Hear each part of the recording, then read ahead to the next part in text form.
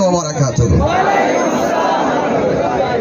আমি ধন্যবাদ জানাই আল্লামা মুফতি আবু নাসির জিহাদি হুজুর মাদ্দাজিলুল আলীকে, যিনি অত্যন্ত উদারতায় আন্তরিকতায় ব্রাহ্মণবাড়িয়া বিজয়নগরের যে আমাদের মাঝে যে অন্তদ্বন্দ্ব বিভিন্ন ধরনের অভিমান ছিল, সকল অভিমানগুলোকে মিটিয়ে বিজয়নগরে আহলুস সুন্নাত ওয়াল জামাতের শক্তিশালী একটি প্ল্যাটফর্ম তিনি উদাহরণ রেখেছেন।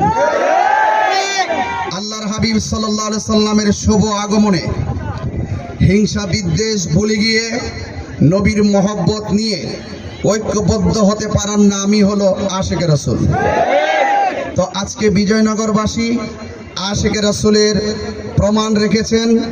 বৃষ্টির মধ্যে 2-2.5 ঘন্টা ঢাকা টু সিলেটের রাজপথ দখল করে এবং অত্যন্ত প্রাণবন্ত ধৈর্য আর আন্তরিকতার সাথে এই জশ্নে জুলুসের বর্ণাঢ্য র্যালিতে অংশগ্রহণ করে এই মুহূর্তে চান্দরা ডাক বাংলায় আমরা একত্রিত হয়েছি। আমরা কিছুক্ষণের মধ্যে আমরা মোনাজাতের মাধ্যমে এই প্রোগ্রামটি শেষ করব। আমি আপনাদের সামনে এতটুকু কথা বলতে চাই, আমাদের মাঝে কি আর কোনো ভাগ আছে?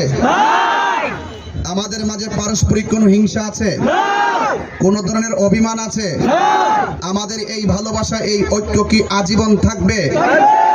আজীবন থাকবে। আমরা একা একা তেমন বেশি করতে পারবো না, কিন্তু যদি ঐক্যবদ্ধ থাকি তাহলে ইতিহাস পাল্টে দিতে পারবো।